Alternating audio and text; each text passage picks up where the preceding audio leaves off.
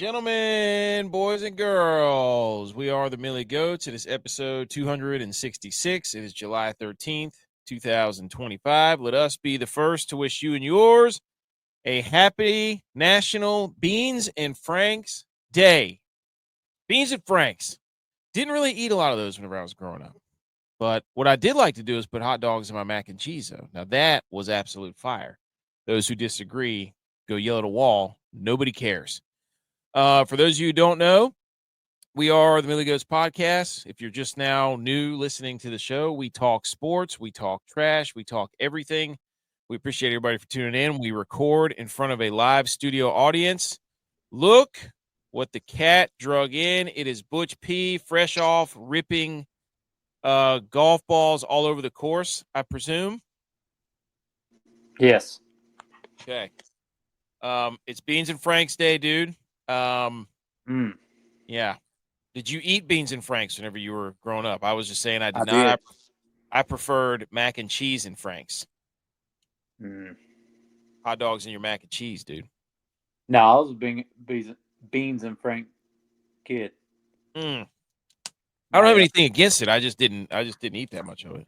No, my grandpa used to take the little cans to work, so I'd always have to sneak one out, eat it real quick. Dude, did you like them? Oh, I loved them. Yeah. Hey, dude, hey, those, like, hot dogs are the best. Even though they're, like, terrible for you, it doesn't matter what you put hot dogs with. Unless you're going to eat them like Joey Chestnut, then I'm all, like... Yeah, that's exactly what I was about to say. Like, you got to eat, like, 70 of them to win a hot dog. We got a lot of new people listening here, tuning into the show. I mean, I've been looking at the podcast numbers. We saw the rankings and everything last week. So thank you, everybody. We know my family's listening. We had a big family reunion. Shout out coming to my mom's birthday party. Shout out my cousins and everybody who was asking me about the show, subscribing to the show. And if you're listening for the first time, we record in front of a virtual studio audience, a live show where we got B. McCormick in here, as always, and then you'll hear us shout out some other people. But Beans and Franks Day, Don Lerman, here's a fun fact, of New York holds the world record for eating 6 pounds of baked beans in 1 minute and 48 seconds.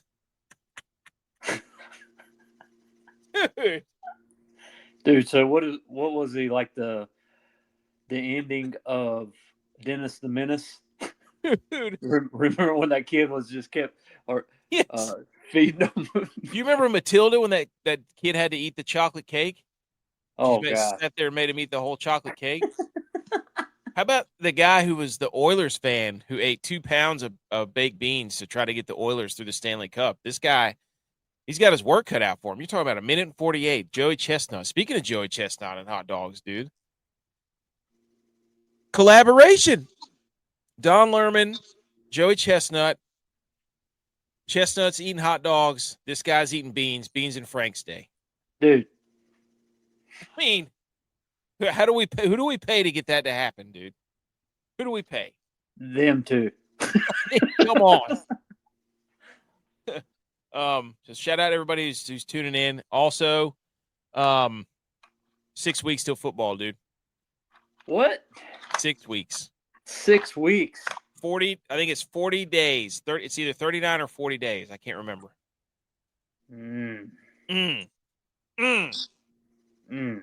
I mean, we got the Hall of Fame game in like 18 days. And then we're right there, dude. We are right there.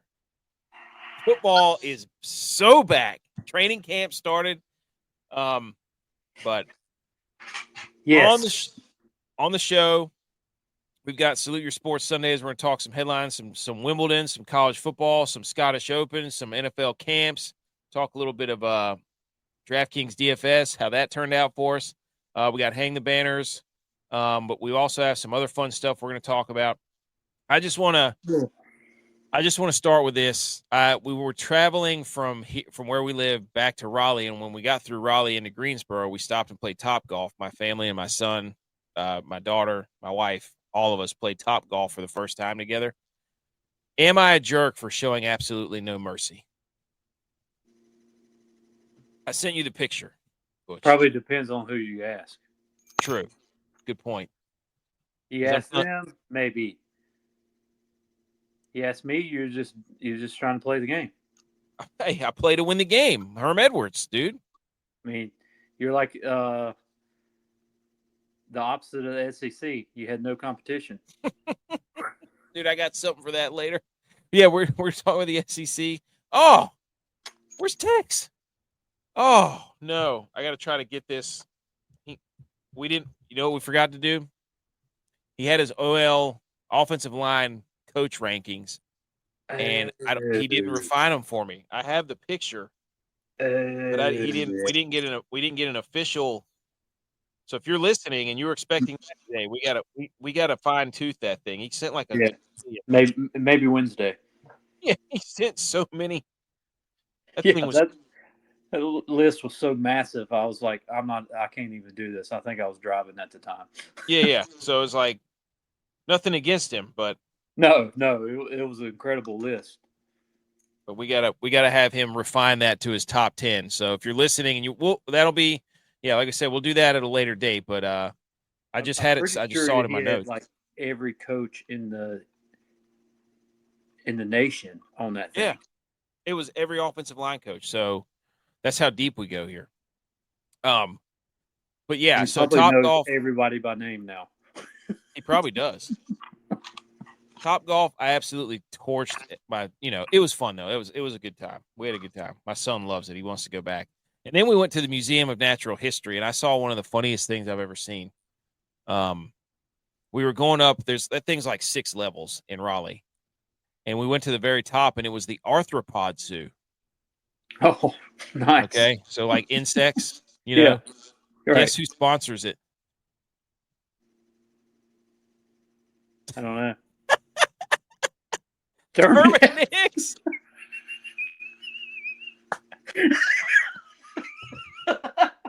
Dude, I was walking out of the top level where all the insects and stuff was, and I saw on the wall it said brought to you by Terminix, and I'm like, are they playing us right now? Did they really just sponsor a dead insects wing of the natural of the Natural Museum of History? If anybody knows about killing insects. Yeah. I mean, that's funny as hell, dude. I don't care who you are. I saw that and I lost it, dude. I couldn't help it. I was like, I went back up the escalator because I saw it and I was like, I got to say that for the show. And I was like, I got to go get that picture, honey. I'm sorry. I got to go take this picture of this dead insects sponsored by a company that kills insects for a living. I couldn't believe it, dude. Hey, they're giving back. Yeah, I mean, what a way to pay homage, dude. Pour some out. TJ said that's where they must pull all the insects they catch. Dude, you're not kidding. I mean, I just couldn't believe it. Some of those things in there they make your skin crawl, by the way. It's terrible. Terrible. But anyways, okay.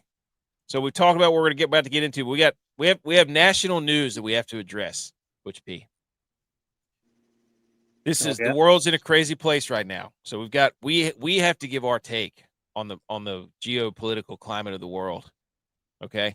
And if you know us, you know we're going to be super serious when we do this. This is how we get rid of the debt. Between Saving Private Ryan, $70 million, Interstellar, $165 million, and The Martian, $108 million, America has spent nearly $350 million trying to rescue Matt Damon. We gotta stop this frivolous spending. I couldn't wait for this for the show. I was like, that's so stupid, but it's so great. We have to stop. We got to stop trying to save Matt Damon. Matt Damon. I don't think I've seen. Well, I've seen Saving Private Ryan. I saw that one, and I completely forgot he's who they were trying to save. I haven't seen the other two either. Yeah, I haven't seen Interstellar or The Martian, so I have no idea what those movies are about. Yeah, you want to go? I may have seen The Martian. I may have. Yeah. If it's the same movie I'm thinking of. That was a great quote, dude. Oh, okay. Second piece of national news. Flesh-eating maggots are inching toward the U.S., and the plan is to bomb them with radiated treated flies. Wait, So what? we've got these flesh-eating maggots that are on the southwest border of the U.S. The hell we do. We got Terminex on our side. That's true, dude. Send them up to the National Museum of History down there. Their ass is grass. Hundreds of millions of flies are dropping from planes, but experts say the swarm could be the livestock industry's best defense against flesh-eating maggots. That's disgusting. Is that what they look like? It looks like a bugle. Oh gosh. What? Dude, it does. It looks like a bugle. It looks terrible. Yeah. Anyways, that's your national news, ladies and gentlemen. Brought to you by us. Oh, okay. That Matt Damon. Where are they inching from?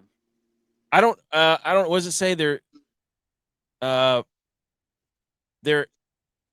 Hold on. Hundreds of millions of flies are dropping from planes in the sky. Might sound like a horrible nightmare, but experts say such a swarm could be the livestock industry's best defense against a flesh-eating threat poised to invade the southwestern border of the United States. The flesh-eating maggots are inching toward the U.S. What it like? Can we not nip it in the bud now? If they're inching, can we not just step on them? Yeah. Can we send Matt Damon down there and then try to rescue him? And oh man, that'd be perfect. If it is southwestern United States. So. Ooh, fly them down there, southwest. That's it. I bet you Tex would know what these things are. TJ said they're dropping flies from planes. Is that not counterintuitive? They literally fly. I was going to say, what kind of help does a fly need to fly? I mean, what kind of flies are we sending down there? I mean, yeah, that's TJ. Good point. Where are they coming from? They're water at our southwest border. No, I mean yeah.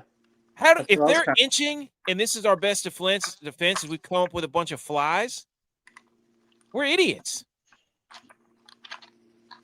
Just I don't know. Go down there and do. What is a maggot like? A maggot likes old trash or something. Tex, what type of maggot is it? Just send them the Bears' offensive game tape, and they'll be like, "Oh my gosh!" I don't know. You don't know what these. I feel like. Wait a minute. Are they so? Most maggots are flesh-eating maggots, but they only eat like rotten meat. Like this, they used to do for bad injuries to keep the infections off. They put maggots. Oh yes, put maggots on there to eat away the rotting meat. Slough. So this is what it's called.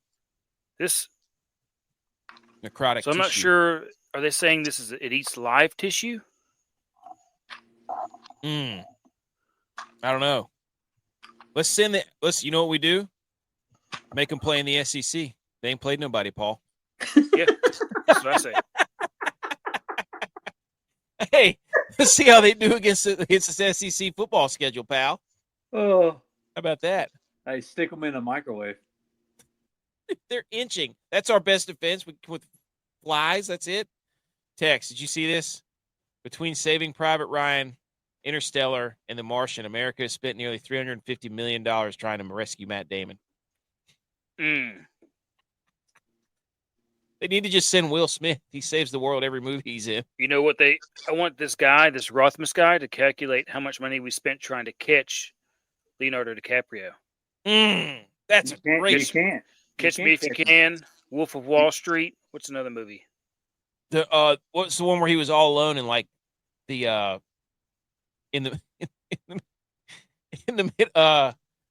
where he was in the mountains?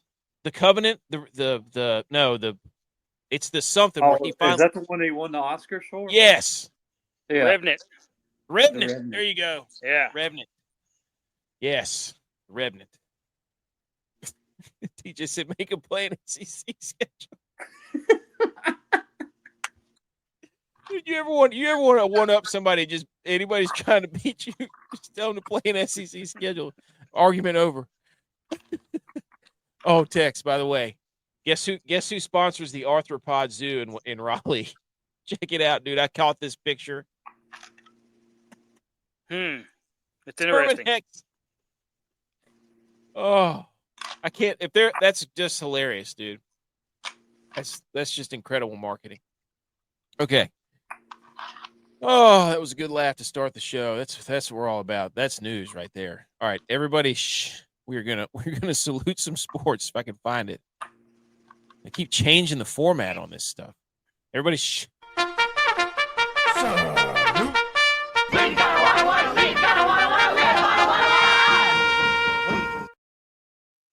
Okay, salute your sports, ladies and gentlemen. Here we go. Before we salute, we know summer is here. Summer's officially started. Wimbledon's over. We're about to have the last golf major, so summer can officially start for the next 6 weeks. And we know that summer is here because people are making LeBron James NFL posts. That means the content is slim, and we've got DraftKings Sportsbook. They went out and they asked Devontae Adams, said there's no question LeBron James would have been an all-time great wide receiver tight end. We ran the numbers on his hypothetical career, and LeBron James would have had 1,321 receptions, 16,400 yards, 167 touchdowns, 14 Pro Bowls, 8 All-Pros, 1 NFL MVP, 2 Super Bowls, Super Bowl MVP. 2011. Oh, no. This is false because they said he would have played for the Browns for 2006, 2009, Cowboys 2010 to 2016, and the Chiefs from 2017 to 2024. They're saying he would have won a Super Bowl with the Cowboys and been the MVP. No. Ain't happening, pal. That's the whole reason this is discredited. They covered all their bases, though. You can lie to us, but don't lie to yourself. They said he won a hypothetical. That's the first Super Bowl Cowboys have won in 30 years. So take it. But I love how they hit all the spots. They roped in the Cowboys and the Chiefs fans because that's what he said he would have played for. So stupid. That's how we know summer's here. Also, the Home Run Derby set, ladies and gentlemen. It's one of my favorite events. They've ruined it, but hopefully they bring it back. That's how you know summer's here. We got the Home Run Derby, Cal Raleigh, James Wood, Junior Caminero, Byron Buxton, Brent Rooker, Jazz Chisholm, O'Neal Cruz, and Ronald Acuna got replaced by somebody. I think it was their first baseman for Atlanta because that's where the Home Run Derby is, isn't it? And where the All-Star game is. I think it's in ATL. I haven't been paying attention. Anyways, that's how you know summer's here. Yeah. Cal Raleigh's the favorite for obvious reasons because he's absolutely ripping the cover off the baseball. He's got 38 home runs now. Freak show. And this is the chain. So this is the Home Run Derby chain they play for now. Oh, nice. Interesting. Look, you don't like it? If they want to make it big again, they need to bring back Chris Berman and show every single home run how far it goes, just like they used to. No more of this like pitch home run. Oh, look at the home run, just like a counter up there. You're wanting to go through like the whole theatrics of the deal. Every ball needs to be shown, just like Mark McGwire. That home run derby, like it's seared into my brain. Yeah, it's just the Josh Hamilton one too. Yeah, where they're just like, my God, look at this ball, 478 feet. That's insane. I don't want to sit there and watch them like the camera on them swing. I want to see it. Yeah, at least once you get to the semis. Like I understand you can't have like it be a 4-hour event on TV, but once you get to the semis, like make it a big deal. Make it a spectacle. Why can't it be 4 hours? Football doesn't. I don't. You have nothing else on to watch. Hey, they should make it last 3 days. I guess you're right. They should make it last 3 days. Why else? Why would you want to speed it up? It could be like a tennis tournament. Yeah, turn that thing into Woodstock, wood bat stock. So I don't. They should have a college home run derby followed by the pro home run. I mean, this is a whole time slot that you get to have. Nobody else is competing with you for this. This is free space. Take up all the time you need. People are craving for competition at this point. Okay.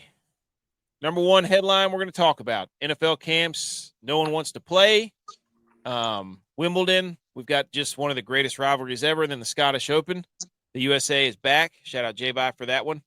Here we go, right into it. The Bears have extended Ryan Poles. They tied him to Chicago for the next 5 years through the 2029 season. He had 2 years remaining on his old deal, and now he's going to be in lockstep with Ben Johnson. What?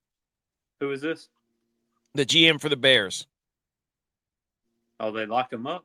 Yeah, for another couple of years. So, okay. Has he played an SEC schedule? Caleb Williams left before they did that too. Caleb Williams didn't want any part of that SEC schedule. I don't get it. Like, they're like, this guy's built a great team. He's done this, he's done that. They stink. Hey, ask the Packers guy. Right? No, they said last year that Caleb Williams is walking into the best situation a rookie quarterback could walk into. Yeah. So let's see. Well, I mean, what situation is it now? They got an interior offensive line. They drafted another weapon. Like, I don't know what else. We'll see. I don't know if this is good or bad. I think it's hilarious. They think he's good, but the Bears haven't won diddly poo. Hey, you know the Packers guy Maru send them their way. He said you guys should read this. Absolutely not. That was funny. We can't say a word. No. I mean, but the Bears, the only thing the Bears have, they have a last place schedule. So, if we're going to discredit the 49ers for their last place schedule, then we can't be heaping praise upon the Bears with their last place schedule. That's what keep it even.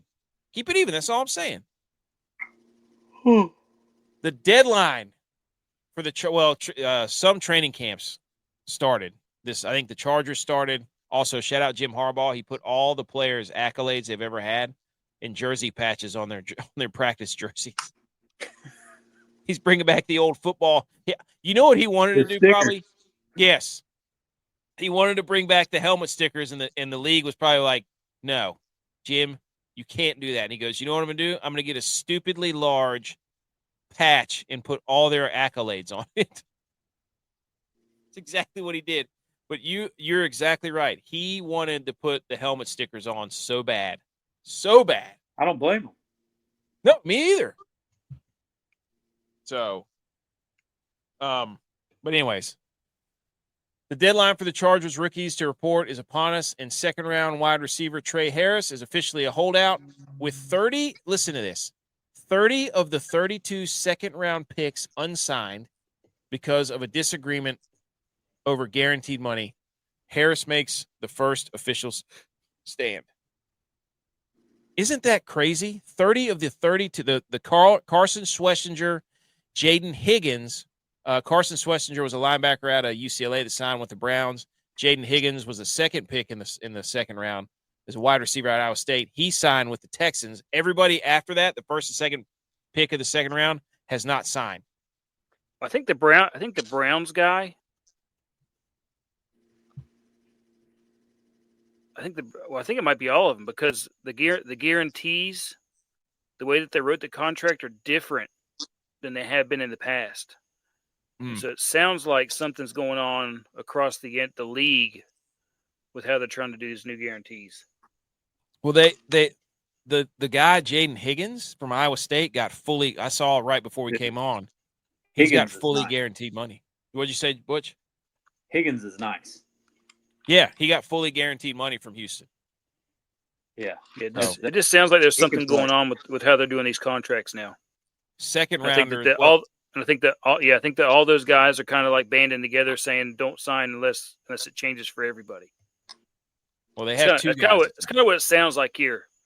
The NFL, it sounds like they're accusing the NFL of collusion, but then those guys are all also colluding together to not sign. Yeah. You've got some people that are collusion. Yeah. You got R.J. Harvey, the running back for the Broncos. Mike Green from Marshall, who got drafted by the Ravens. You got Tyler Schaff, whatever his name is for the Saints. You got Luther Burden for the Bears, Travion Henderson for the Patriots. Like and Quinshon Judkins. You guys see what happened to him? But No. I don't know. I just think this is weird. I think that's all football is now. Nobody just plays. Nobody plays.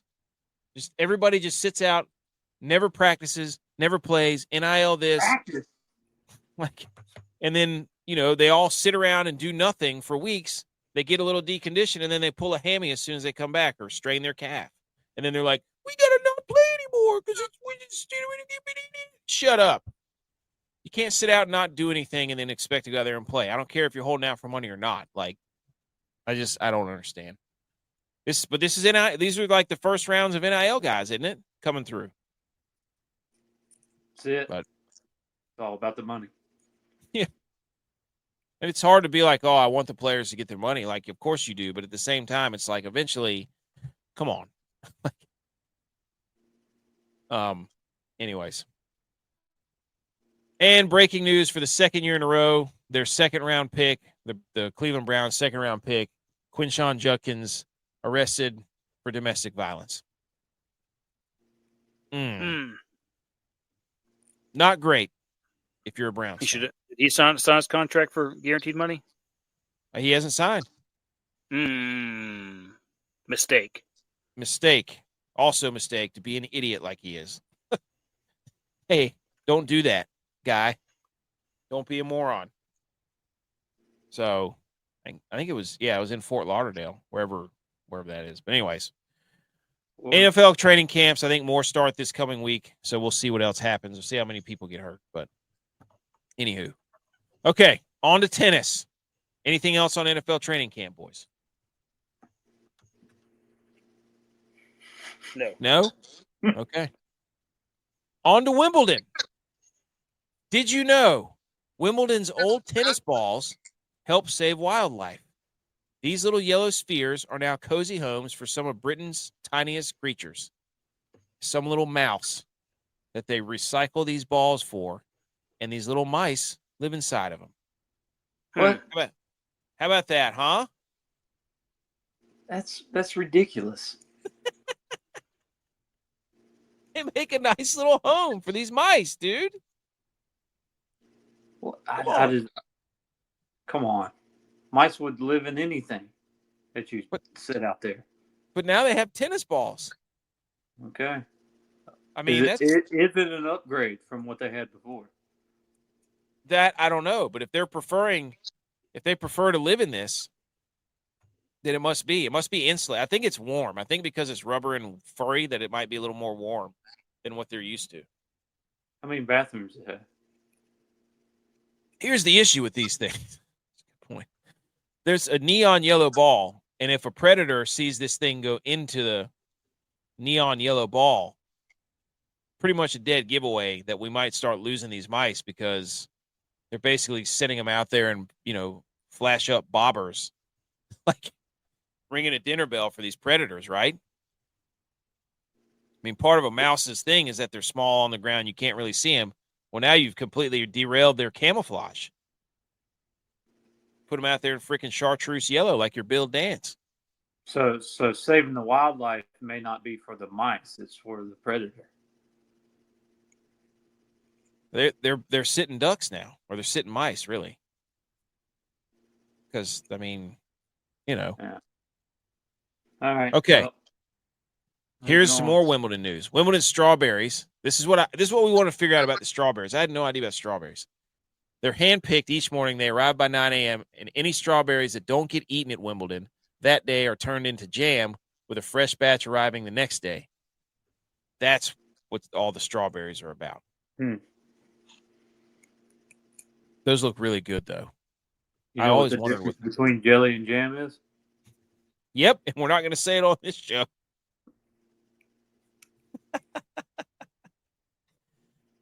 Okay, record viewers for Wimbledon.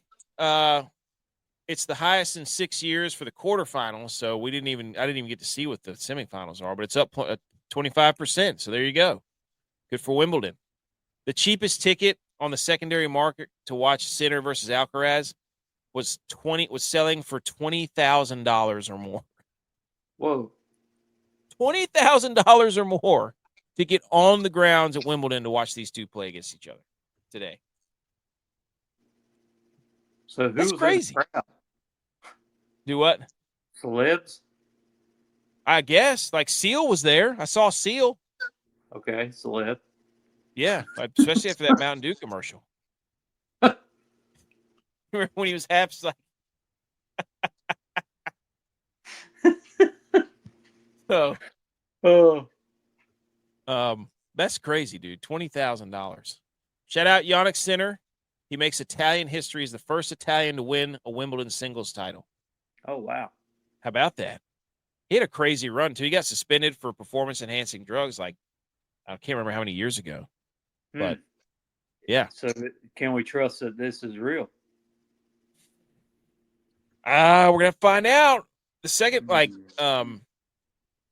this is his second major in 2025. He won the Australian Open and he won Wimbledon. Sinner did. And then these two are going to absolutely go at it. So the question we have to ask is, Carlos Alcaraz, is it over? Is he done? He had a 20-match winning streak going into this Wimbledon, and now it's over. So is he washed? Butch, what do you think? We got to wait and see. Next match.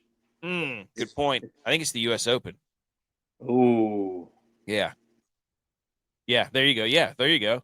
So in 2024, Sinner won the Australian. Alcaraz won Wimbledon and Roland Garros, and then Sinner won the U.S. Open in 2024. So they split the Opens or the majors there. This year, could they split them again because Sinner has the Australian and Wimbledon, Alcaraz has Roland Garros. It all comes down to the U.S. Open. So this guy also, he wears a hat. So if you wear a hat playing tennis, is that going to be a new thing? So. No, that's not a new thing. Andy Roddick used to do it. What, wearing a hat? Yeah. Well, Iga Swiatek also wore a hat. So I'm just saying in Wimbledon, the people who wore hats won. So if you're going to try to win Wimbledon, you have to wear a hat, it seems. I think Federer wore the headband, didn't he? Yeah, but I'm talking about now. I'm talking about now, dude. I'm just saying, like, what are you trying to say, though? I'm trying to say this year, the hat was in. That was the secret sauce. Nadal didn't wear a hat.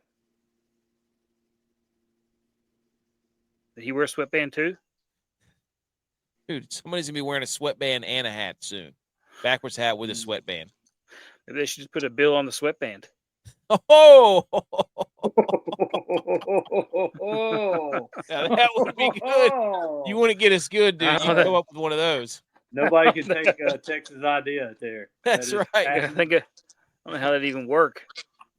What do you mean you don't know how it works? You just make a sweatband and you put a bill on it. Flopping all over the place. You have to be like the right material. It has to be a light material.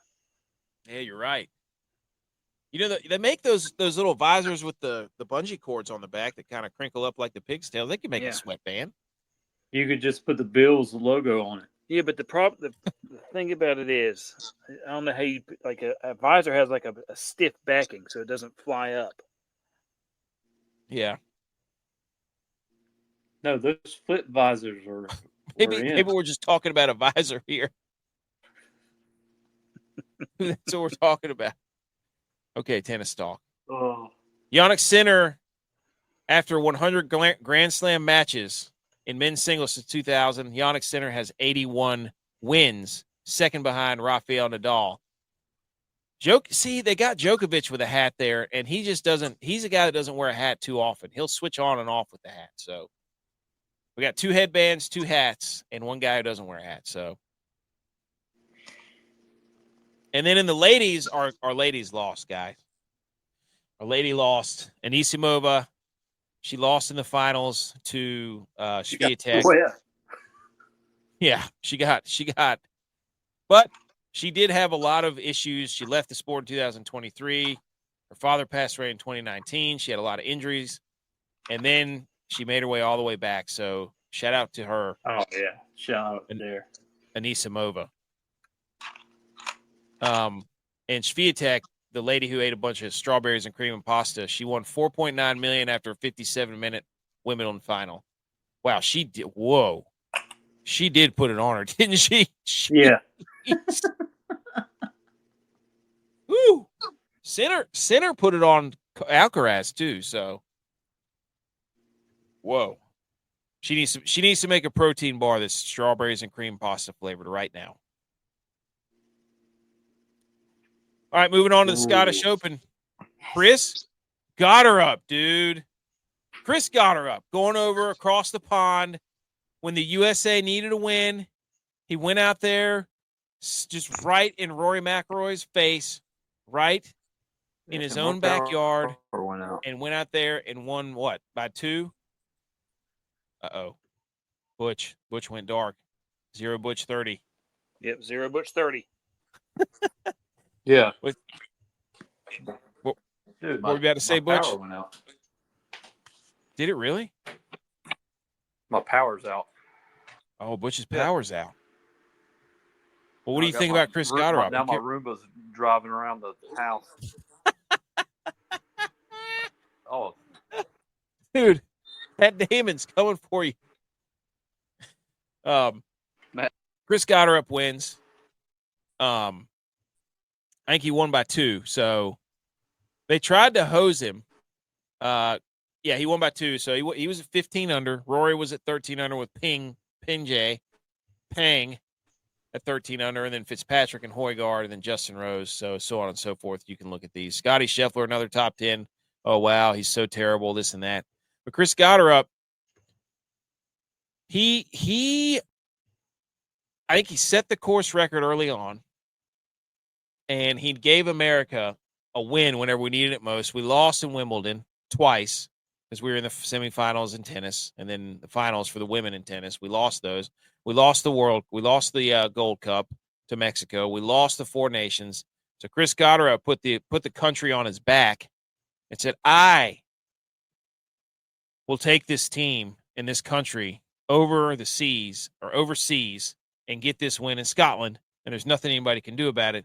Not even you, Rory McIlroy. Not even with your fresh haircut that you cut way too short, so it looks even worse. He admitted to it. He said it was going to make him look less gray, but it ended up making him look more gray. So Rory, that's probably got in his head. But anyways, Chris Gotterup. They tried to sabotage our boy, Tex. They tried to sabotage him. Do it. Because on 15, the shout out CO Stats who said he got warned on hole 13, quote, for pace of play, which was a little odd because they were waiting all day. Then he got to 15. On 15, he got individually timed, which was shocking, and that got his blood going a little bit, even though it was already going to win a golf tournament. He said he talked all week, especially on Friday, how he didn't birdie 16. He knew it was going to be the hole, and he had a 10-footer for birdie, and he made it. And he felt like that was a point where his tournament was his tournament to lose.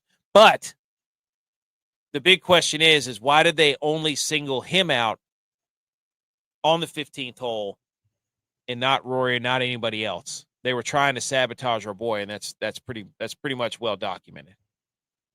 And we aren't going to stand for it. So you can fool us, PGA, and say you weren't trying to rig this for Rory McIlroy, but we know better than that. You know what I'm saying? So don't do that to our guy. Now, here's the real debate for Chris Gotterup. I was scrolling through Twitter. I typed in Chris Gotterup's name. Look at this text. And I'm thinking, okay, let's just see what everybody has to say about Chris Gotterup. Now, Oklahoma Golf says Chris Gotterup, Oklahoma Sooner, champion of the Genesis Open. And then Rutgers Men Golf says Scottish Open champion, New Jersey native and Rutgers own Chris Gotterup. We got ourselves a good old-fashioned college off here for Chris Gotterup. What does Wikipedia say? I don't know, dude. I don't know. But this is a classic SEC tactic. I think my first thought was Gotterup wins, and that's because this course, the Renaissance is how they pronounce it. The Renaissance Club Ain't played nobody, Paul. Right? Shout I out mean, TJ. Sounds like he played a lot of people if he played in both the SEC and the Big Ten. Yeah. So, I mean, we took our SEC, it was football, your golf. We took our SEC and Big Ten guy. He played for both, sent him overseas, and we found out real quick that Scotland ain't played nobody, Paul. They ain't played nobody. No, they haven't played anybody. Nobody. So, just put that away.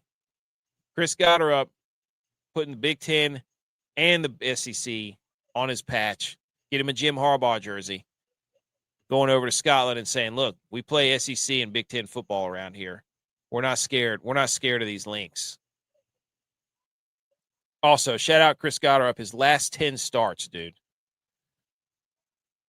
Going back to April, he was 18th, then 12th, then 15th, and 13th, and 28th, and he cut, and then 23rd, 26th, 21st, and then win. This guy's been playing some good. He finished 23rd at Oakmont at the U.S. Open. He's been playing some good golf. I mean, everything's been top 30 or better for him in the last 2 months. He has been absolutely cooking, dude. So now he gets exemption into the Open Championship next week. Okay? Him, Nikolai Højgaard, Matty Schmid, they all qualify for the Open Championship, being the qualifying series. Schmid. Yes, dude. That's right. The final 3 spots of the final major championship of the season. So the people who finished the highest, the top 3 finishers of people who weren't already qualified, got to go to the Open Championship last tournament of the year. Right, Tex? Yep. Last tournament of the year. And here's your football time. Here's your ridiculous Scotty stat of the tournament. With a top 8 finish at the Genesis Open. World number 1 Scotty Scheffler has now finished inside the top 25 in all 15 starts this season. Including 10 consecutive top 10 finishes. That is so stupid, dude. So stupid. How can he be that good? Also, shout out to the Scottish Open for the premier group they put in there. It was Scotty Scheffler, Adam Scott, and then Bob McIntyre, an actual Scottish guy. So they had Scotty, Scott, actual Scottish guy. That was one of their premier pairings. Scotty, first strokes gained tee to green, 118 strokes gained putting. He was yelling at the hole at certain points, but he didn't shoot around over the 70, dude. He didn't shoot around over 70 and couldn't putt at all tournament. Absolutely outrageous stuff by Scotty Scheffler. Stupid. So congrats to Gotterup, USA all the way. Congrats on getting into the Open. Giving us some drama coming down. You could tell those Scottish fans did not want to cheer for him at all. They wanted nothing to do with him. And Jake Knapp, our golden boy, Jake Knapp, dude. His sweetest swing, great 70s mustache, super cool mullet, ripped out of his mind, completely fell apart and cost me a lot of money today. But that's okay. That's okay. Same with B. McCormick. All right. Here's where people were going toward. Review on Golf Tips Checker is Fitzpatrick, Fox, McIntyre, Burns, Hovland, Scott, Grieserman. Fitzpatrick finished 3rd or 4th, I think. So nobody had the Gotterup ticket, though. Dude. And then for your DraftKings lineup, here we go, buddy. I gave you Christian Bezadenhout. He was electric. He finished tied for 13, 7 under. Tex, Hao Tong Lee, answer yourself, dude. Answer for yourself. What happened there? He forgot that this was a golf tournament and was practicing. Okay. He was practicing. He was bad. He was very bad. Yep. He was the only one that did not make the cut out of our group here. Langeskew from G.U.Y.S. He was tied 55th even. He made the cut. Tom Kim tied for 17th. He was 6 under. Forrest. I'm going to go on record here. We shouldn't count Tom Kim because, once again, Dylon went over the limit. Way over the limit. So his is also a miss. Hard cap, Just- 7,100. That's yeah, it. just on principle. Miss. Yep. Hard cap. Butch gave you a Garrett Forrest. I think it's Garrett Forrest. He was tied for 22nd, 5 under. He was probably not hardly owned at all in your lineups. And then Edge with his Clemson guy, 6,900. Jacob Bridgman tied for 75th, 6 over. But he did make the cut. So I had a good weekend, dude. I got loaded back up with cash for the Open, and this is where I love going all in for the Open. I love going all in. I love links. I love the majors in golf and playing DFS in golf. I love it. It's going to set us up for football season. I can feel it. Mm-hmm. It's win a couple thousand right here. Okay. I think that's all the golf stuff. I'm pretty sure. Oh, the Shambles Meter's next. That's what we're going to do quickly. Okay. Hold on.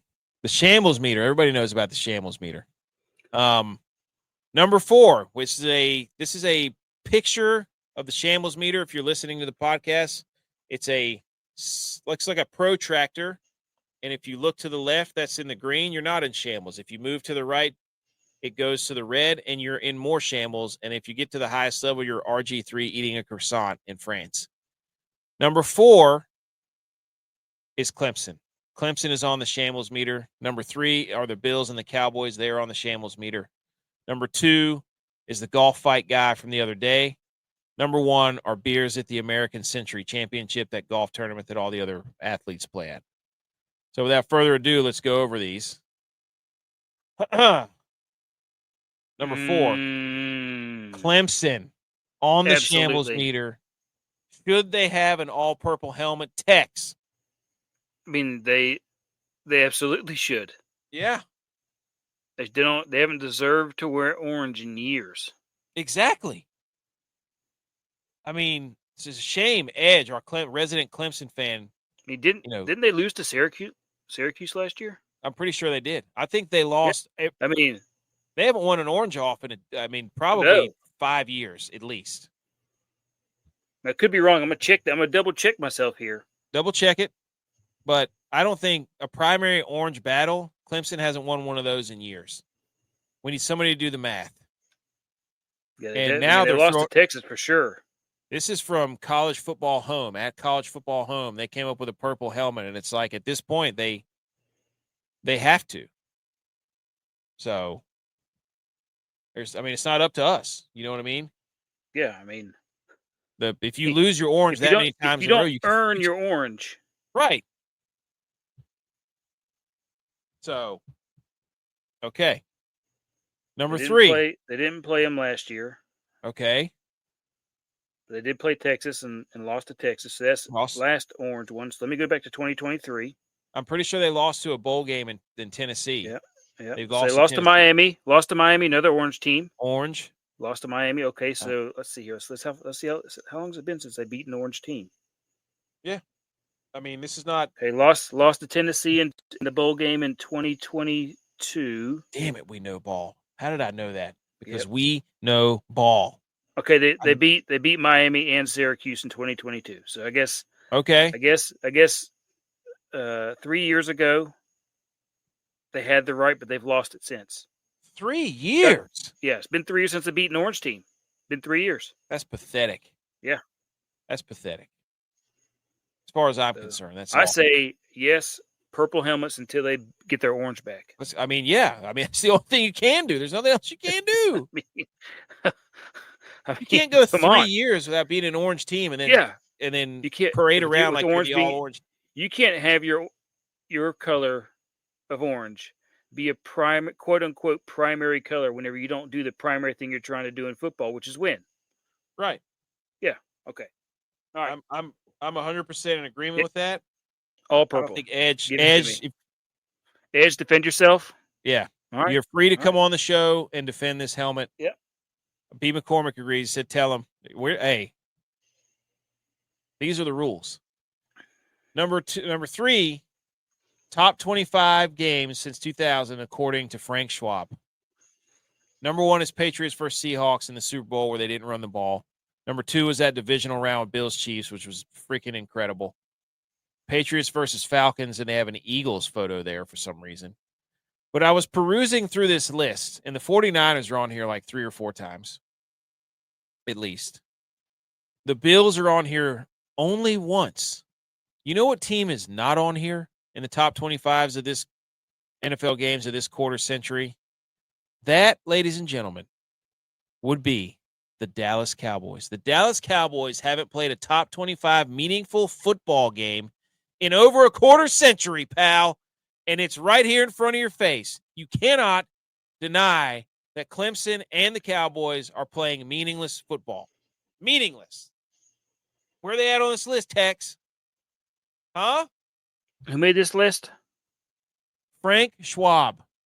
Yeah, this is clearly a piece that he made to obviously get people talking about the Cowboys. Well, they already did the LeBron James got drafted hypothetically by the Cowboys and won a Super Bowl, which is the greatest piece of sports journalism I've ever seen. LeBron James and the Cowboys and Super Bowl all in the same graphic. Incredible. This one, no Cowboys, not even playing a meaningful game in the last 25 years. There it is. There it is. So Nate Dogg is here. He says, it's a puff piece. It's a puff piece. It's not. He said he's going to Texas in 6 hours. Nate Dogg's going to Texas, dude. All right. Get some brisket. Drink some Big Look Red. No Actually, Cowboys. don't drink Big Red. Look at it, enjoy it, but get you a chewy praline instead from HEB. Chewy praline. Ugh. Oh, dude. You never lived. You never lived. So we're not going to debate the games here. But I bet you we could go down through here. You and I could go down through it and remember plays from this game. The Steelers versus Cardinals, that's the James Harrison, Santonio Holmes. Remember that? James Harrison pick 6 to end the half? Yeah. Watched it. Yep. I remember watching that game. Patriots Chiefs 2018 AFC Championship. That was Tom Brady versus Pat Mahomes, I think, the first time. Saints Vikings was Stephon Diggs. Eagles Patriots, everybody knows that. That was the Philly special or whatever it was. Raiders Patriots, that was the Tuck rule. Chiefs Eagles. Which one was that?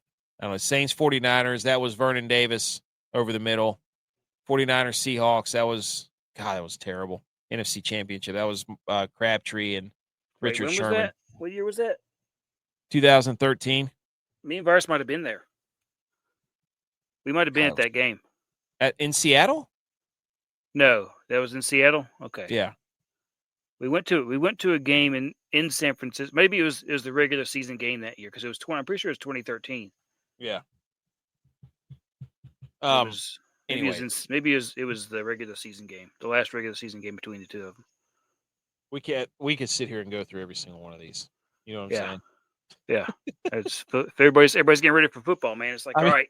Remember how awesome everybody's saying, remember how awesome football was? Check out these games. Yeah, that's right. How awesome football is. We were sitting there, I said, hey, Tennessee, I told you, Tennessee, Clemson, that's the last time they beat somebody meaningful orange. It was in a bowl game or they lost to them or something. Wait a minute. Oh, that's 1999. Never mind. 99. Yeah. Music City Miracle. And number 2 on the Shambles Meter is this guy who got in the fight, the golf course fight guy, right? Yep. He sent out a picture and he said, just a tiny little black eye. That's all, boys. Trying to be a hardo. And then everybody knows he got thrown into the pond and then thrown, like a Frisbee across the golf course. It went viral. He and his friends had played 36 holes and they were absolutely bamboozled out of their minds. Couldn't put a golf ball on the tee. He came out. Look at his face right now. He said he issued an apology. He did a little video saying that he had too much and that he was sorry and this and that. Where do you land on this? Where do you land on this, Tex? Where do you land on golf guy who got thrown in the pond doing an apology tour? I think we've all been there. Yes. Yes, that's where I think I'm at. That's where I think I'm at with that. Where everybody, he probably doesn't even remember. He's probably seen the videos. He's probably like, haha. He's like, well, I should probably apologize for being stupid. So that was my question the other day. Like, everybody at his work has seen it. Wherever he works has seen this now. Like, there's nothing that he can do And the funny thing about this whole video, I forgot to mention the first time, was that they're all Canadian. So it Hey, is, pal. yeah. Hey, bud. Like the accents. They're all pounding and butting each other right into the earth. They're guying and they're terrencing and Philipping that whole thing. Yeah, exactly. It's incredible. Man, Jamar Chase is ridiculous sometimes. I'm watching an old football game. But anyways, do we stand in solidarity with this guy? Like, he could have just went and hid, I guess, and never. Yeah. But I don't know.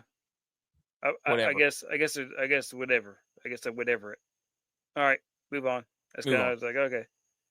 Okay, and number one on the Shambles meters was beers. Beers at the American Century Championship, because Baker Mayfield was like biting beers open with his teeth and just absolutely deleting them. Yep.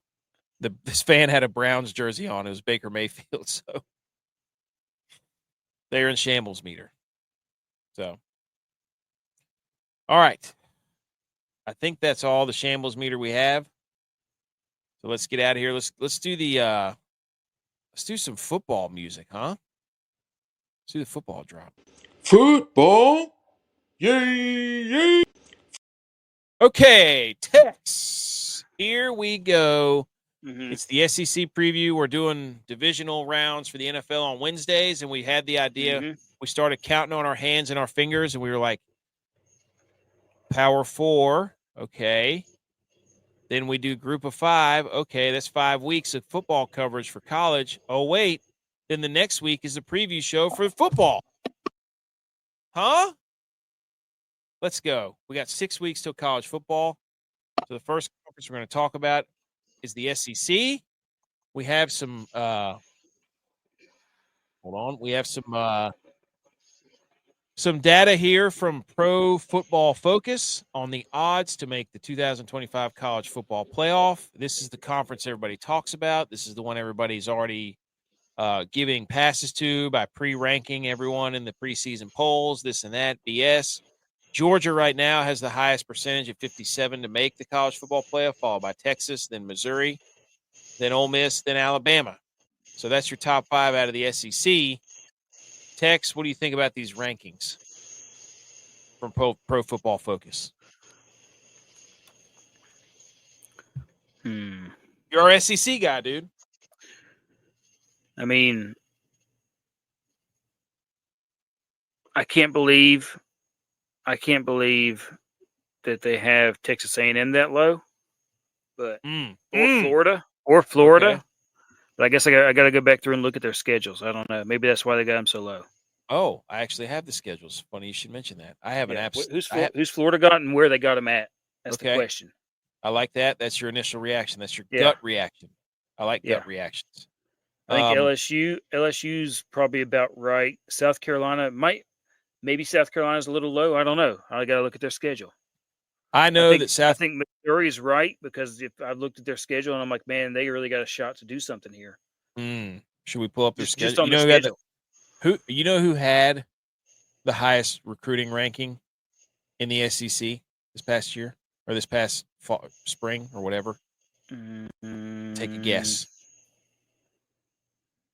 Take a guess. Come on. Mississippi State. Nope. Texas by 24/7 Sports, I guess Rivals or whatever it is, had the highest ranking, then Georgia, then Alabama, then Florida, then Auburn, then Texas A&M, then LSU, then Tennessee. Texas had 5 5-stars, 14 4-stars, 25 total commits. Crazy. It's got some kid from North Carolina. Texas did? Mm-hmm. Some cornerback. Okay. So obviously last year it was Texas versus Georgia. There were a couple teams that were still alive late in the season last year. But let's go ahead and pull up their schedule real quick. Let me stop that. Let me add this. Here we go. Going on the fly. Schedule. Here we go. Mm-hmm. It's beautiful. Look at this, dude. Look at this beauty. Okay. I got them all. Every single SEC schedule you want right here. We could go right down we could go Alabama. Are they going to beat Florida State? We could do them all, right? We don't have to, but The big out of conference games for Alabama are Wisconsin, Florida State, Louisiana Monroe, and Eastern Illinois. Just a gauntlet, right? Just a gauntlet. Mm. So they did go up last year and play Wisconsin in Wisconsin. So that was cool. So they had a home and home with them. Arkansas, meanwhile, they get to play Notre Dame. And I'm pretty sure that's it. That's the only big one out of conference they have. Arkansas State and Alabama. So, Auburn's playing Baylor and South Alabama and Ball State. And Mercer. That's what they do, dude. Oh my gosh. So yeah, I'm going to say that's going to be a trap week for Alabama because it looks like they have 3 weeks to get ready for them. For who? Or 2 weeks to get ready for them. Who? For Auburn, for Alabama. Oh, they got to bye. Then they play Mercer. Oh. And you know 100% they're not going to be doing anything to prepare for Mercer, other than maybe one day. They're just going to out-athlete them, and then they're going to be game planning for Alabama for 2 weeks straight. So Auburn, yeah, that's the Iron Bowl, last game of the year, Thanksgiving weekend. And it's at Auburn. It's at Auburn. You're right. They're going to have two. Oh, Hugh Freeze game. That could be season on the line game for Hugh Freeze. Yeah. That could be legacy hot seat game for Hugh Freeze. He beats Alabama. Ooh. Now, did you? They got rid of the divisions too in the SEC. They're playing a straight ticket now. By the way. Yeah. So, but if you're looking at Florida, so Florida, that's who you mentioned. They play Long Island, South Florida, LSU, Miami, and then they play Florida State at the end. So that's their out-of-conference schedule. Then they'll play – Florida's got to play LSU, Texas, Texas A&M, Mississippi State, Georgia, Kentucky, Ole Miss, Tennessee. Florida's got a gauntlet, buddy. Mm-hmm. They got the short end of the stick in the SEC. I think their over-under was and I have all the over-unders and everything pulled up. If you have a question, I got it. Okay? Mm-hmm. I got over-unders pulled up everywhere. I got everything you need. So, who do you think the favorite is? Texas. You are correct, sir, at plus 250. Then it's Georgia, then Alabama, then LSU, then Ole Miss, Tennessee, and Texas A&M, and Florida. I went down a rabbit hole the other night whenever everybody left, I love researching stuff. I would take, let's see, Mississippi State. I forget what their over-under is. I think it's 4.5. Pretty sure Mississippi State's 4.5 over-under. I would take the over on that. Mm-hmm. They're 3.5. They're 3.5, dude. I don't believe that. I read too much about their coach, Jeff Lebby. The dude's too good offensively minded, and they get the quarterback back. 3.5 wins. What's their schedule? Where's their schedule? I lost their schedule. Mississippi State. Let's go through it. Southern Miss. They could win that. Arizona, Alcorn State, Southern Miss, and Alcorn State. I don't know about Arizona State. It's at Starkville. Yeah. So you got Southern Miss, Alcorn State, Northern Illinois. And then they just got to win. You keep skipping Arizona State. Arizona State, yes. So they can get 3 wins right there. You don't think they can squeak out one more in this whole stretch? I'm going to say they need to watch out for Southern Miss and Arizona State. I think that's the.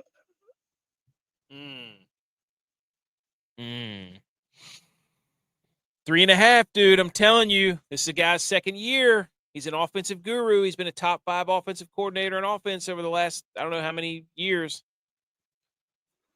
Telling you, they got a brutal stretch there from what I don't know what that is. Is that from middle of October to middle of November? Florida, Texas. When they Georgia, start Missouri. Yeah, Florida, Texas. They could beat Florida. Arkansas, Georgia, Missouri. Yeah, that's tough. They got 3 road games during that. Mm-hmm. And then you got, if you can get you can get 3 wins and then you come to the Egg Bowl. Anything can happen, dude. Mhm. Anything can happen. I think 3.5 for Mississippi State. Yeah, dark horse. Dark horse to win 4 games. Mississippi State.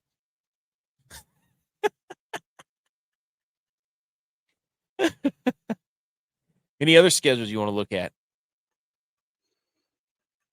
South Carolina's a hot take. Missouri's.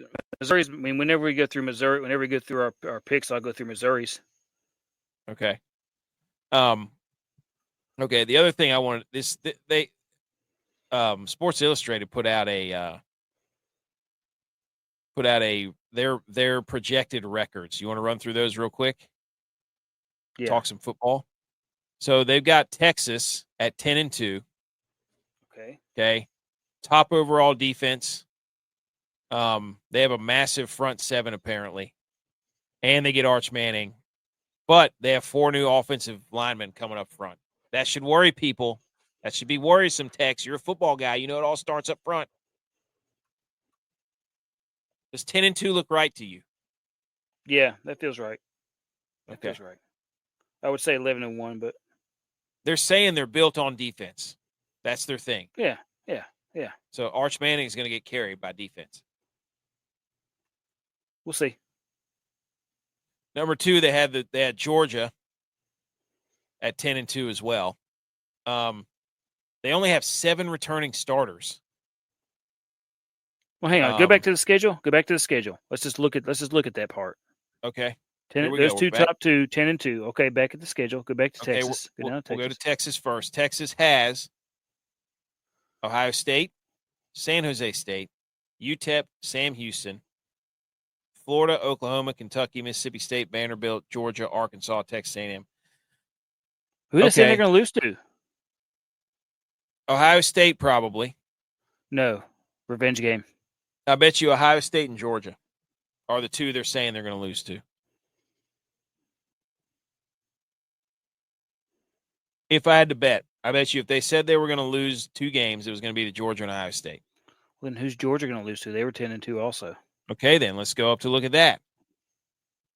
They got Georgia has Marshall, trap game, Austin Peay, Tennessee, Alabama, Kentucky, Auburn, Ole Miss, Florida, Mississippi State, Texas, Charlotte, Georgia Tech.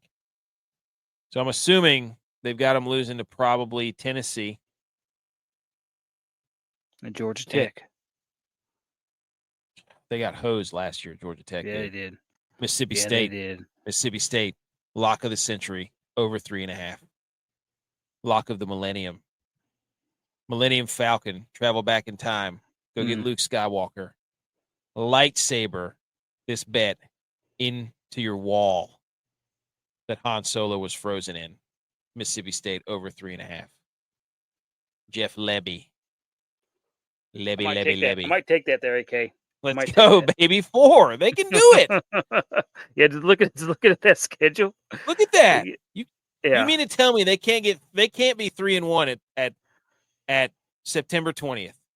You mean to tell me they could be 3-1 taking on Tennessee in Starkville, probably ranked 20th in the country?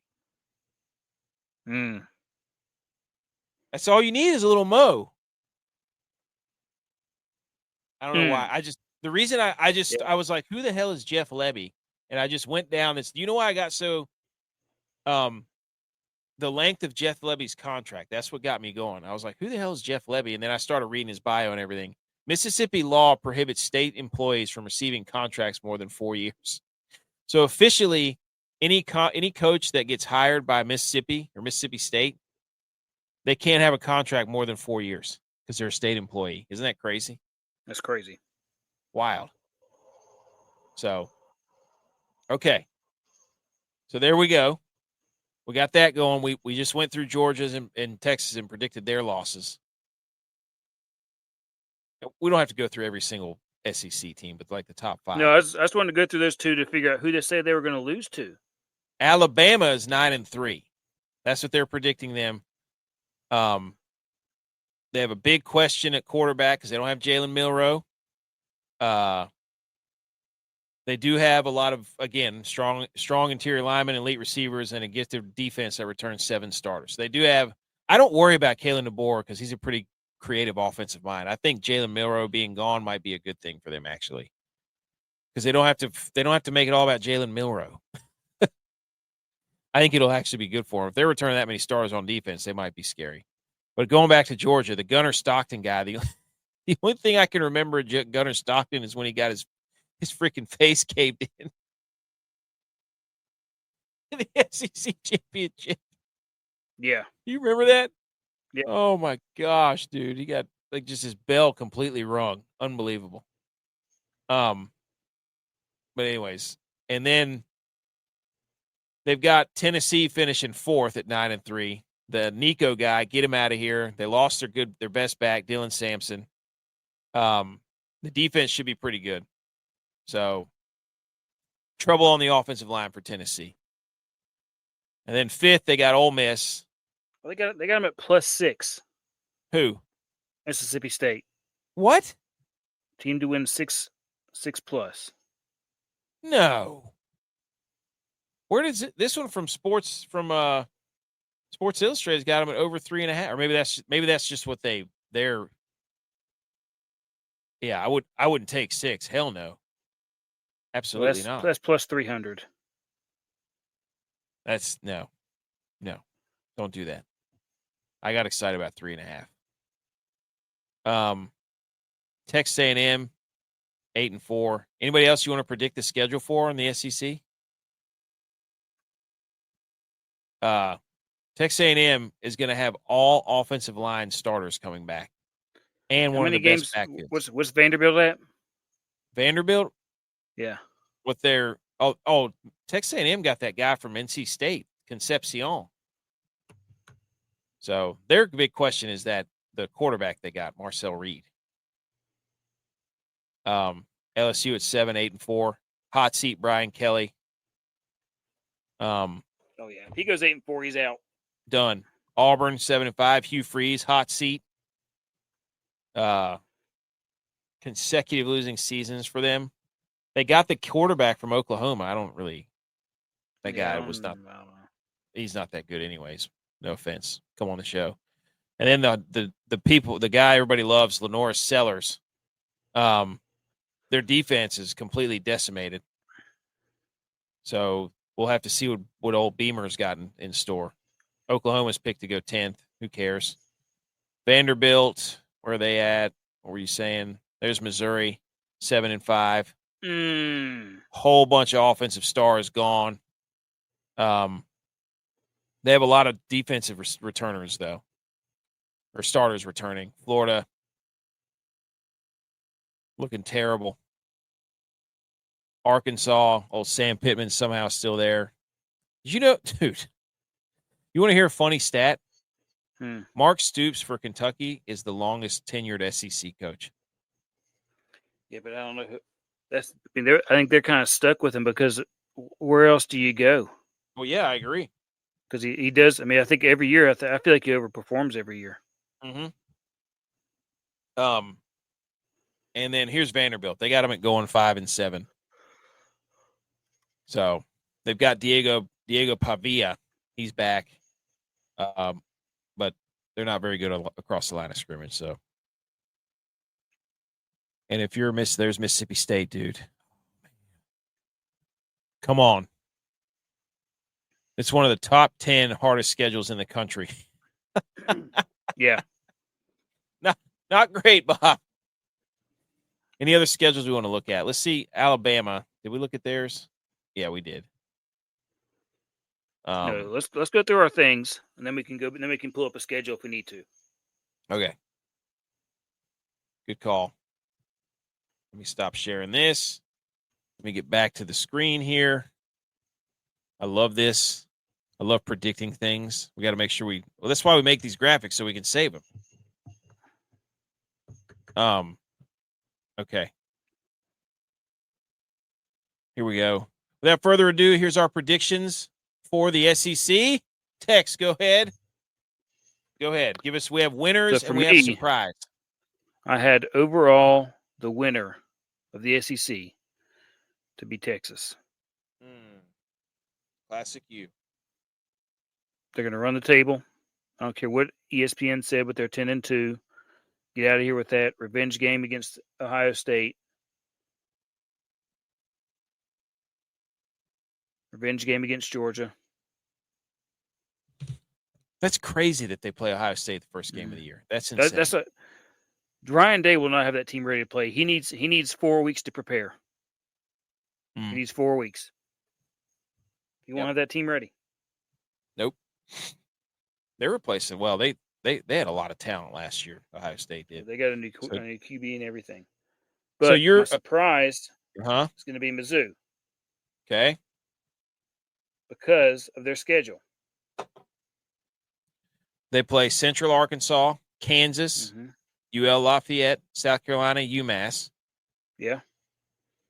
Then they play Alabama, Auburn, Vanderbilt. Yeah, but where do they play them at? Alabama is in Columbia. Right. Auburn's at Auburn. Vanderbilt's at Nashville. Mm-hmm. They get Texas A&M and Mississippi State at home. Yep. And they get Oklahoma in Oklahoma, and then they get Arkansas on the road. Pretty favorable schedule. Yeah. They got it. Yeah. That's crazy. Columbia, South Carolina, and Missouri both play in Columbia. Mm-hmm. Mm-hmm. They could. I mean, they could be. So they could do it. They're going to be the team. Games. They're going to do the same damn thing they did last year, dude. They're going to be the team that's hanging around with 1 or 2 losses, and then they lose another one late, and then they have 3 losses. They're the team that just gets to stick around the top 25 all the time. They could easily be, because they get Kansas at home early on, and they get South Carolina at home in their first 5 games. They could be 5-0 going to the Alabama game. Yep. Huh. And depending on how Alabama is, they could beat Alabama at home. Yeah, I mean, we don't know how Alabama is. They lost Jalen. I mean, I'm not that big of a fan of Jalen Milroe, but wasn't a big fan. But okay, they got to go to down Auburn, go to Vanderbilt, Texas A&M. I don't know. See, could steal one. It's happened before. I think Texas A&M could win the damn thing, dude. Okay. That's who I'm going with. They get UTSA, then Utah State, probably a loss. Shout out Maru. Mm-hmm. They have Notre Dame. That's their big out-of-conference game. Then they get a bye. Then they play Auburn, Mississippi State, Florida, Arkansas, LSU. Then Missouri. Then South Carolina. Then Samford. Then Texas. So they avoided the Georgia, the Alabama. This thing's set up for them to win. And that last game against Texas, all the marbles. Yeah. That's going to be an awesome game. The first time they played each other in, 8 years? Yep. Texas A&M, last game of the year at Texas. Winner goes to the SEC Championship. Calling it now. After Thanksgiving, it's going to be awesome. Oh. And then my surprise is Auburn. Just because. That doesn't make any sense because of what you just said. What do you mean? You just said they had to play Georgia and Alabama. You're like, Texas A&M doesn't have to play Georgia. They don't have to play the Alabama. So what you're saying doesn't make any this doesn't make any sense. You know, I think that the surprise is going to be them beating Alabama at the end of the year. Because that's what I'm saying. I'm not saying they're going to win the conference. I'm going to say they're going to outperform what people think of them. That's all I'm saying. They're going to surprise people. I'm not saying they're going to win it, dude. I'm just saying they're going to surprise people. Missouri's got a shot to be the other team in the SEC championship with their schedule. You're trying to tell me that I can't say that they're a surprise without saying that they have to win it. I'm not saying that they have to win the whole thing. You could say that at the end of the year they're going to surprise everybody and beat Alabama. But then that's okay. Then they surprise somebody. Yep. You could say that. But you can't be don't be surprised if they win a couple games. No, I'm saying don't be surprised if they do better than 7-5. That's what I'm saying. or if they beat Alabama at the end of the year. BMO's here. No, BMO's Always. on vacation, dude. Okay. Butch, his winner was Tennessee, and his surprise was Oklahoma. Dylon, we are on the same page. The winner is going to be Texas A&M, and his surprise was LSU. I can't remember why. He said something. I would have loved to have heard Butch's thoughts on why he thinks Tennessee is going to win it with the new QB. Why did hold on. What did he said? He's picking Texas A&M. They had the most expensive NIL recruiting class of 2022. So this year, those boys should start paying off. His surprise is LSU gets back to prominences and finishes in the top 10. Yeah, exactly. I just like Mike Elko. I think he's a really good coach, and I think they have a lot of talent, and they're returning some key. You know what? I bet you I could ask Copilot how many of those guys from the 2022 recruiting class are still with Texas A&M. So Texas A&M's offense should put up numbers. They have all 5 of their offensive linemen coming back. That's a big deal. That's a big deal. Edge said that he's taking Georgia to win the SEC, and then his surprise was Texas. Surprise, they're favorites and will fall flat on their face. And then he said Florida if they can win 9 games. So I don't know what his surprise was. And then he said, is Bama the new Tennessee where if they lose more than 2 games per season, they want to fire the coach? That's about to be everybody, pal. G.U.Y.S said that he's going to pick Ole Miss to win the SEC. These are documented too, by the way. And his surprise is that LSU or Alabama will fire their head coach. So those are the final. That's the final word right there. Okay? That's SEC talk. Look, people say we hate the SEC. That might be true. But now we see that we've saved their schedule so that we can all laugh at their schedule and all their outer conference games. It's hysterical.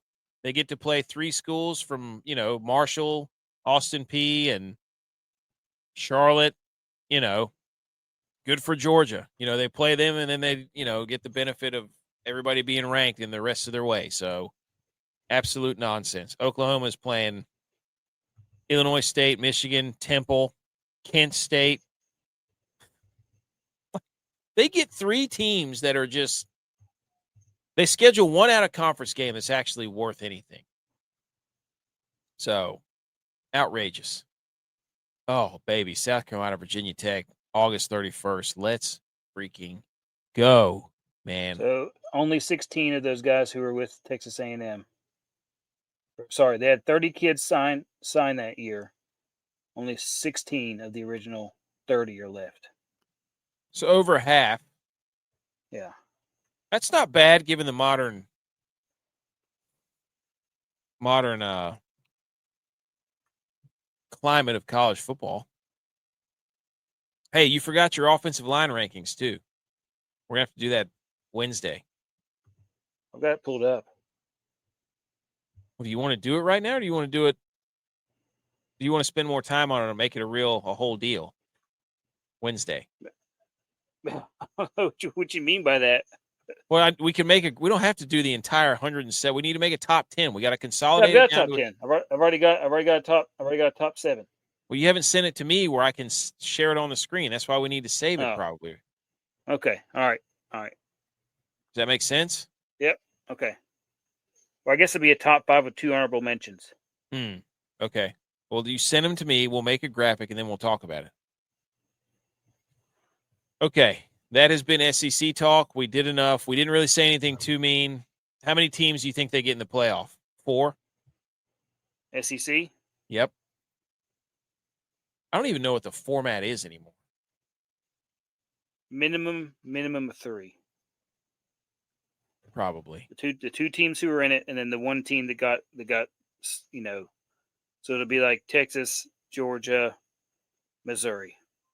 I mean, here's my problem. You're gonna have 1 or 2 teams that are probably 10-2 or something, or 11-1, And then you're going to have a whole bunch what they did last year, which is a bunch of 7-5, 8-4, 9-3.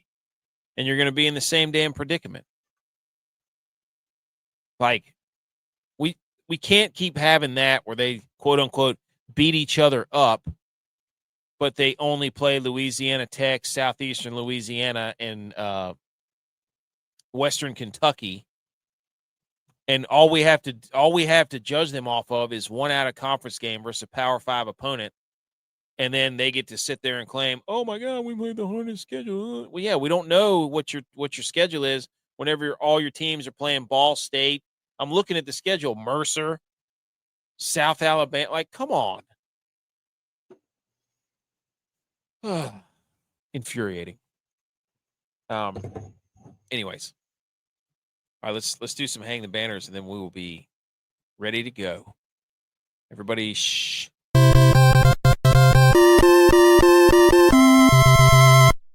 You did it! Congratulations! Okay, Hang the Banners. What do you think, dude? You want to go first? Oh. No, you go first. Okay. All right, my first Hang the Banner, I've got a few. Go for it. Is Hang the Banner for Callaway for making the Happy Gilmore 2 putter available for purchase. The Odyssey hockey stick putter is available for $500. Chrome Tour, just tap it in. It's all in the hips balls.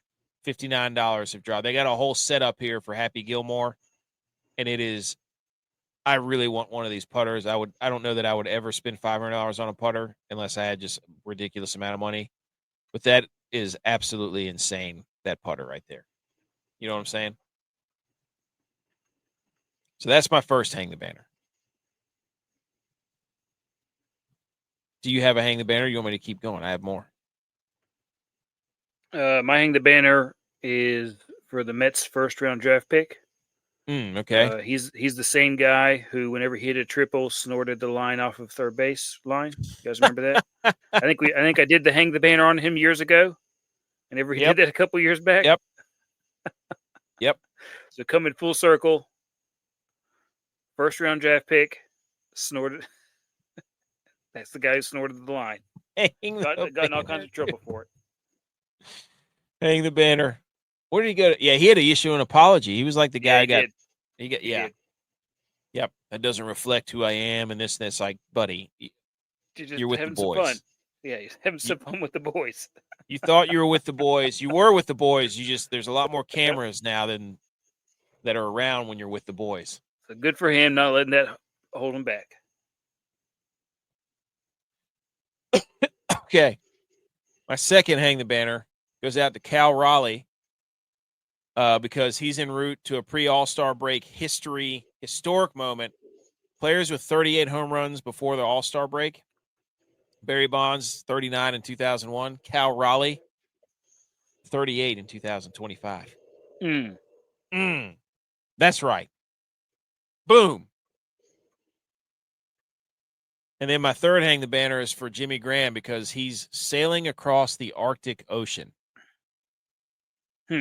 This is for some cause, but there's a video out there of him sailing across the Arctic Ocean.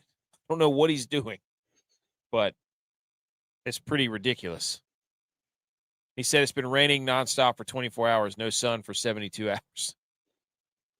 Dude, I don't know, man. So it's called the Arctic Challenge. I'm sure we can. I didn't read about it, but I just thought it was crazy. Hang the Banner for trying to sail across the Arctic Ocean. Then I had one more. This is hilarious, dude. Here we go.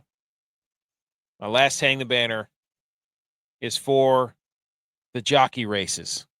Ready? Hang the Banner. Se da la partida de la carrera. For them lining up the jockeys in the starting gates at the horse race and then having the jockeys run a literal race across the horse track. I don't know who won, but buddy up there at the top was absolutely getting it. That is incredible, is it not? How far did they go? 100 meters? I don't know. I feel like 13-8 in the dirt isn't that bad. It's 100 meters. I mean, look at that, dude. Some of these guys started off hot, and then they had absolutely zero oomph. No in their gas. speed. But these Is two that guys at soft the sand? top were, look at that. They're not mutters. Some of these guys aren't mutters. No. That was incredible, dude. That was absolutely incredible. Oh my gosh. All right.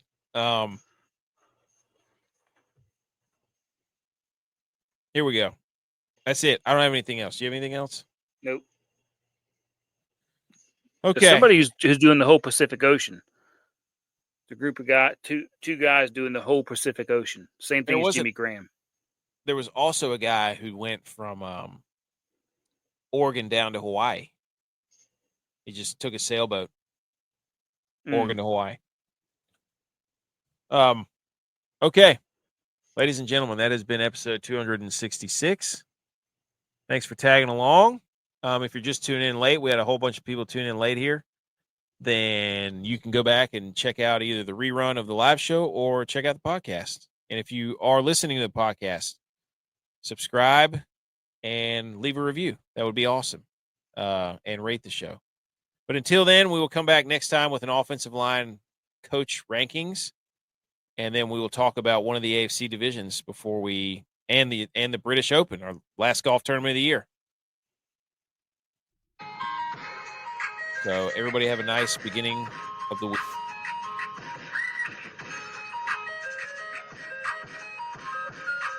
And they'll be like, wow, what a great conference. No, maybe all the teams just stink. See you later.